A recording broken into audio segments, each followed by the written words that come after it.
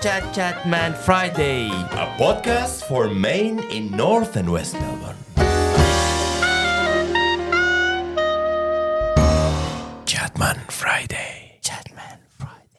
Welcome Chatman Friday. Myself Saeed, hosting this program alongside with Ian. Today we are exploring the topic of neurodivergence in men and boys in North and West Melbourne. And hello from Ian, and hello, a delightful welcome to Annabel, our guest today. Annabel Rattigan brings a wealth of knowledge and experience to today's podcast. She's got a very long resume, but I'll try and truncate it if I can. She's a seasoned social activist, very much on the left of politics, I would have to say. Intercultural communications expert, program manager, board governance trainer and consultant in the not-for-profit sector. She has a BA Honours from Melbourne University, a Diploma of Governance, training and assessment qualifications, and is a certified ADHD coach. In full disclosure, Annabel and I used to work together, so I'm an ex-colleague and a friend. I almost said an ex-friend and a colleague. Oh, I'm not an ex-friend, a current friend. Yeah. Welcome to our podcast, Annabel. Let's start by exploring what neurodivergence is and how you got involved in the area. Oh, thank you, Ian. It is great to be here. Really, neurodivergence just means that your brain works slightly differently to the so-called typical.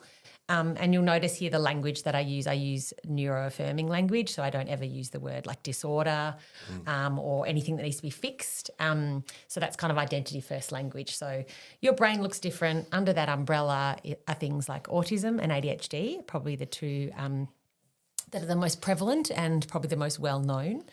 Also under the neurodivergence umbrella would be Tourette's, dyslexia, dyscalculia, dyspraxia, dysgraphia.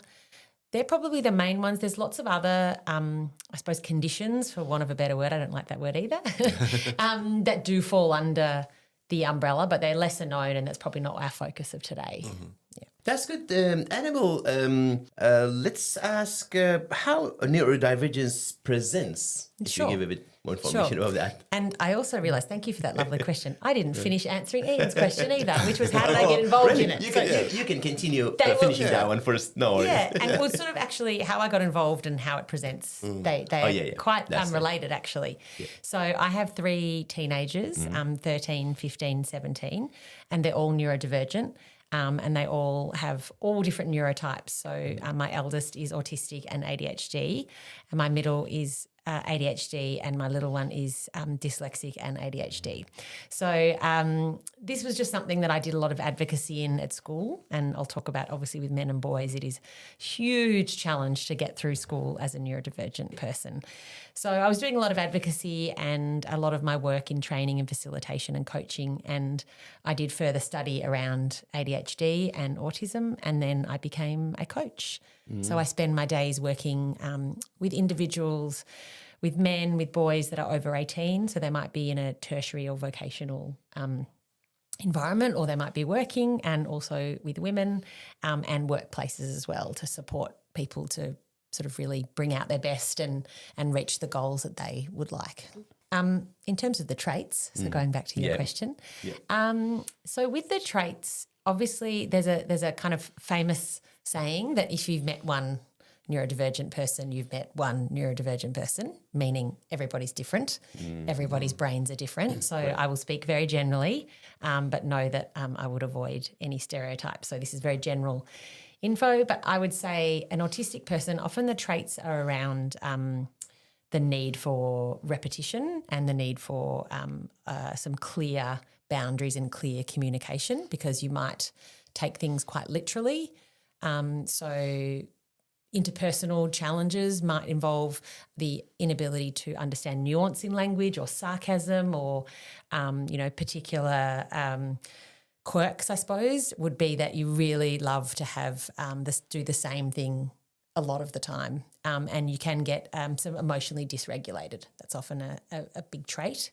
And I would say with ADHD, I'm not sure if your listeners know, but there's sort of three types of ADHD. So there's inattentive, hyperactive and combined.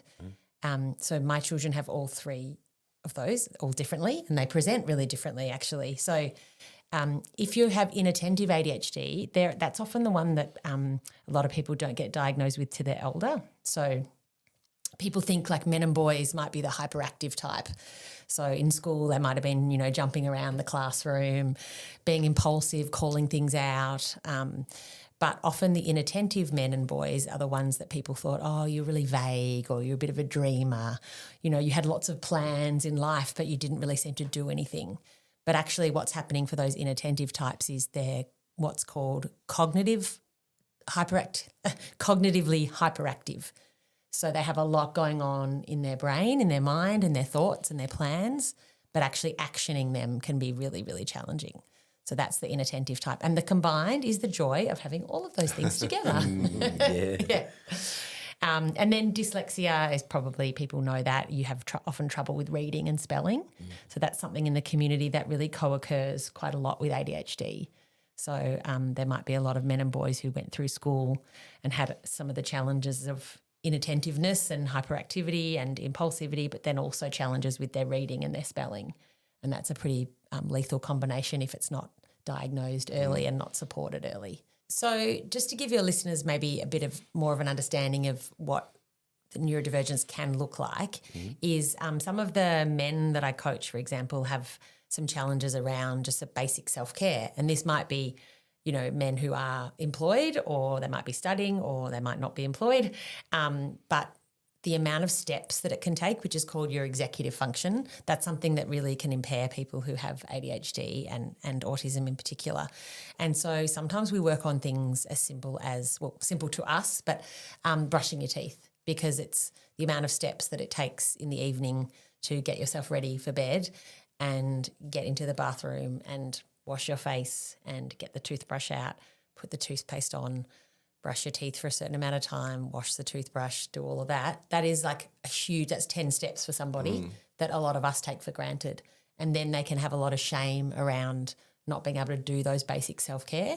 And then it spirals into like, I don't want to go to the dentist, and then I'm embarrassed about my teeth, and then I have bad dental hygiene. And then, and so it's someone that you might on the outside think, oh, they look like they don't need to access our services, but then you realise that they've got a lot of struggles, and their neurodivergence is, really challenging for them to do some, basic self-care.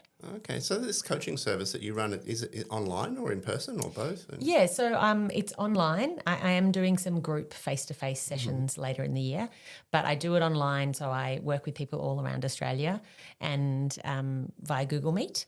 And my website it's called Neuro Inclusive Coaching. So I do individual coaching and then also in workplaces. Sounds like a fabulous resource. Thank you. Yeah. I like the fact you talk about not being a disorder, and it's more like a discordance with typical ways of doing things in society. But what might the barriers be when people who are neurodivergent are trying to adjust to that discordance? What would you typically see? Yeah, that's a great question, Ian. I think a big barrier is education for sure, and that's an area that I obviously work with a lot of people that are at university or, vocational tertiary studies. You have been, if you weren't diagnosed young, you have really often struggled without any accommodations or any support during school. And so it is quite common to get in a lot of trouble. And I think there's an overrepresentation of ADHD men in prison and in remand. I was hoping to get some stats, so sorry I didn't get stats on those, but definitely that's the case because you're really impulsive and you might not have had access to medication because you didn't have the support at home, or it wasn't something that you were able to access the services. So education's a big barrier. Accessing services, getting diagnosed is a barrier. It's expensive.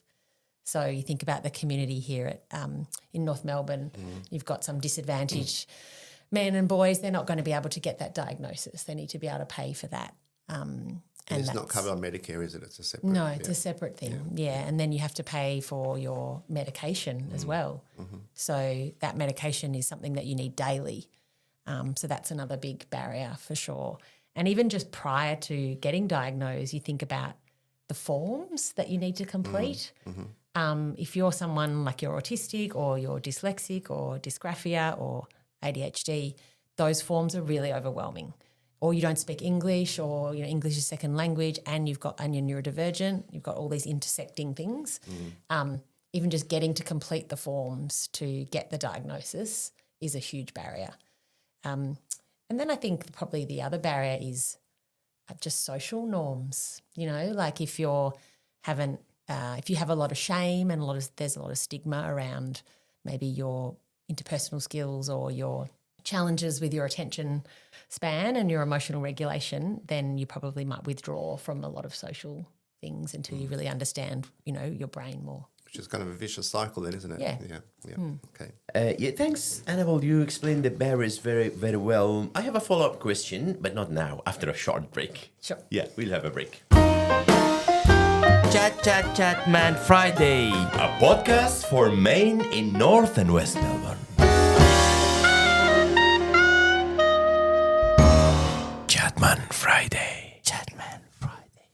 Welcome back to Chatman Friday. As I promised and as I told, I'm going to ask a question about a follow-up question about the barriers. But before that, do you have any other thing to add for the barriers or any more things you think you can add about that? Yeah, something that I wanted to mention is neurodivergence is a hidden disability. Mm-hmm. So a lot of people that you might work with or that might access the services here at the neighbourhood centre that you might not realise how much they're struggling. Right. So, and particularly with men, I think there's a lot of stigma around being able to talk about feeling overwhelmed or, some mental health challenges there, that they might have spent a lot of time sort of masking their challenges and feel a lot of shame that they can't do some basic things like complete the forms that we talked about. And a lot of the coaching that I do is often around self-care and around that life admin. Because someone might present like, oh, they've got it together. They just want to come to this program, and then you realise after meeting them that they're really struggling a lot and they're overwhelmed, and that's often the ADHD or the autism or the learning difficulty that's part of their neurodivergence, because it's really hidden and you wouldn't see it. Unlike some of the other people that access your services, it might be more obvious about their struggles. So that was, something that for people to be aware of. Yeah, thank you very much. You explained very well, Annabel. So what we can do or what's very important to break down those barriers? What do you think? I would say there's sort of 3 levels of breaking down the barriers. Okay. And Ian would know that this is something I'm going to talk about. There's there's the systemic barriers. So there's there's the barriers in life that anyone with a disability or learning difficulty needs to overcome. So how can we make education, better for these young boys who are coming through, who are, being told off all the time or feeling really isolated in the classroom because they have a learning difficulty and they're neurodivergent. How can we increase the ratios to be able to support them? So that's like a big picture stuff. Obviously, better access to healthcare, better access to getting a diagnosis, because the diagnosis can really help, particularly people who have ADHD. They often are very susceptible to addiction. And so if you have a diagnosis and you're aware of why it is that you are seeking that dopamine, that can really help, and you get medication that can help with stopping alcoholism and gambling and shopping addiction and things like that. That's a big thing in the community. At a community level, once again, access to medication is really important. Lots of patience and accommodations. So I think in a workplace environment or in a neighbourhood centre, being able to be really flexible in the way you deliver services, and being really patient if you are customer facing around some of the things where, as I said, someone might present in a way that you don't think they're overwhelmed and not coping, and then you might learn later on that that's the case. So a lot of patience. And then individually, that's what I do in my day-to-day work. So it would be around being as neuroaffirming as possible. And what I mean by that is, being really aware of the language that we use. If someone does disclose that they're neurodivergent, is asking them, like, how should I refer to that? What's the right language? How can I be inclusive? Do you need me to explain things in a different way? Because often you might process things slower than other people or faster, depending on what's going on for you. And I think a big thing is not just awareness. So if you educate yourselves about neurodivergence, it's not just about awareness, it's about acceptance. There's this beautiful quote by and of course I'm going to forget the person's name, but he was just saying that, you know, when you accept my Tourette's, for example, you accept all of me. And so that might mean that I do call out in a meeting and, you know, in front of clients and say something. And, you know, it's about accepting that and just going, oh, that's just part of your neurodivergence. It's not just going, oh, we've got people with Tourette's and we have people with ADHD. It's knowing that we don't actually know what that's like and we're accepting that it's going to come in all shapes and sizes. Yeah. I was just thinking before you talking about the fact that you have to understand that it might be hidden. And so at a centre like North and West Melbourne Neighbourhood Centre, people come in and we don't know them and we can't see their neurodivergence. And they often have intersectionality with other issues, like you mentioned before, homelessness and poverty and so on. How do those two things play together, first of all? Yeah, great question. I think we know that neurodivergence is, I was going to say overrepresented, but in the LGBTQI plus community within trauma survivors and migrant populations. And I think, which is our main client base, by the way. Yeah, yes. And I think also, even though there's no data yet, it is assumed that the Aboriginal and Torres Strait Islander community have been underdiagnosed because of the systemic barriers we talked about. So most of the people that are accessing your services are probably have some type of neurodivergence. It's almost fair enough to say.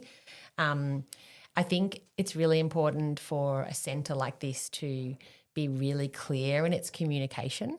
And what I mean by that is things like signage and expectations of, we have a drop-in between 4 and 5 every single day, you know, and we visually have that so that people can see it who might struggle to read, and there's a visual and then you have that repeated again in another clear way, and it's a really consistent thing so that if you have a learning difficulty or if you have autism, for example, you're really like, I know exactly what's going to happen and Ian's going to be there and this person's going to be there, and that makes me feel, you know, like the routine's really important to me, and that's predictable because that predictability is really important. I think for a centre like this is having your volunteers well trained to be as patient and clear communicators as possible, I think, and welcoming, and understand that there might be people who are quite blunt and who might not communicate in a way that that you're used to, but often that's not something that they are meaning to do. It's actually just their style of communication is going to be different, and that can be a bit confronting if you haven't if you don't really understand the different communication styles and neurodivergence. I think being as well, having some quiet spaces and sensory, that like low sensory input spaces, you know, if you're running workshops or you have drop-in centres, because that can be a big thing that, you know, anyone needs really. You know, you might not realise that all of a sudden there's all these people that have come in at the same time and it's really loud, and then there's one of your members who's, you know, really quiet and doesn't have anywhere that they can go to get their cup of tea or things like that. I'm just going to butt in and ask you, I know as a volunteer here we often have to enrol people for different activities, and I get bamboozled by the enrolment processes, kind of question after question after question, and sometimes it's a paper form we give to clients or visitors, and I imagine for a neurodivergent person that would be quite overwhelming at times to have this huge long list of questions to fill out. Yeah. I think that's such a great question, and I'll go back to the you've met one neurodivergent person, you've met one. So I think if they are confident enough, and I'm not assuming everyone can answer this question, it's really great to say, how would you like to complete this? Would you like me to sit next to you and do it?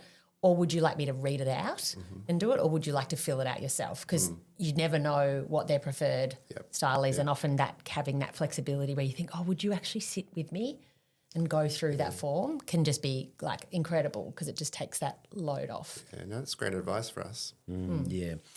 So let's have another break, Ian. So are you agree with another break? Yeah, we can have a very quick rest and then we'll come back to continue for the questions. And I'm sure the rest of the show will be very interesting. Chat Man Friday, a podcast for Maine in North and West Melbourne. Chatman Friday.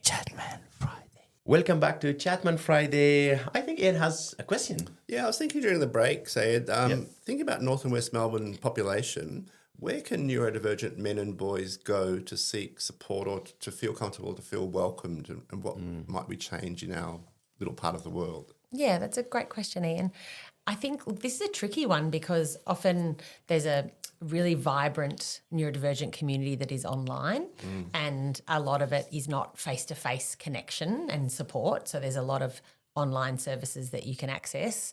But I can definitely say there's meetups. So there would be meetups that are occurring in the city of Melbourne that might be once a month or whatever for, autistic people meeting up or, autistic men of this age or, ADHD meetup for young people under 18.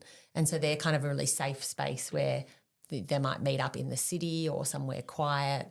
And I also know that libraries often have really quiet areas where autistic people might meet and do some craft or some sort of activities that are allowed in the library, and they might sit sort of side by side without there being a huge amount of conversation and feel like it's a really calm environment. So it's worth looking into what the North Melbourne Library does. And then I was thinking as well, because we have like the Arden Street Oval and North Melbourne Swimming Pool, sometimes big community spaces like that have special, like once a year or once a month, they might have a day that's like sensory friendly, neurodivergent friendly. So it's always worth looking out for what sporting clubs and what community centres might do that's really specific to that community. Okay. That gives us ideas about what we might do at North Melbourne Community Centre. Maybe there's something we can investigate in terms of a friendly space that has the right environment for. I know you said everyone's different. But but sensory, I think the sensory part is probably the most inclusive thing that you could take away where it's, I think we need to wrap up the program. It got very fast, so you gave very interesting information. So I didn't feel that half an hour gone already. Okay. Before finishing, Ian, do you have anything to ask from Annabel? Yeah, I was just thinking about when I described her as someone on the left side of politics. I think in a political sense, if you found yourself in the elevator with Melbourne's Lord Mayor, what would you want to tell him or her about neurodivergence in our community? Well, him at the moment. Yeah. But look, the NDIS has just announced some really full-on changes with autistic people, and I know that's a federal government thing, but I would definitely be in his ear about what does that mean for the City of Melbourne community. But I would really spend the 2 minutes saying that Melbourne prides itself on its diversity and inclusion, and so if we're looking at intersectionality, where does neurodivergence fit in, and where are the employment opportunities for neurodivergent people? Autistic people are the most underemployed, unemployed of all. And so can we create some great job opportunities? Are you out there speaking to companies and organisations that are in North Melbourne and West Melbourne and Carlton about everything that neurodivergence people bring, creativity, innovation, loyalty, and attention to detail, all of those things that's important for him to be sort of celebrating and advocating for the community. Brilliant. I'm going to vote for you when you're going for Prime Ministership. Okay. Thank you, Annabel. So just my last question is, what will your advice as a person, you have a lot of experience helping or supporting the neurodivergent people, what will be one sentence or one big advice for those people that are supporting them, for the supporters? Oh, for the supporters, okay. One big advice. Educate yourself and be patient. Very good. Sounds like a good Short motto. and sharp. Yes. Beautiful. Thank you very much. Thanks, Annabel, for Thank you for having me. Coming for this show. So thanks for the audience. Thanks, Anne. Yeah, thank you, Annabel. We really appreciate your time today. It's been great. I feel very special being invited to the Chatman Friday. You are. Thank you honorary very man much. for the day. Yeah. Okay. So we will be back next week, the same time, to Chatman Friday. So till that time, I'm saying goodbye. And goodbye from Ian. Bye. Chatman Friday. A podcast for Maine in North and West Melbourne.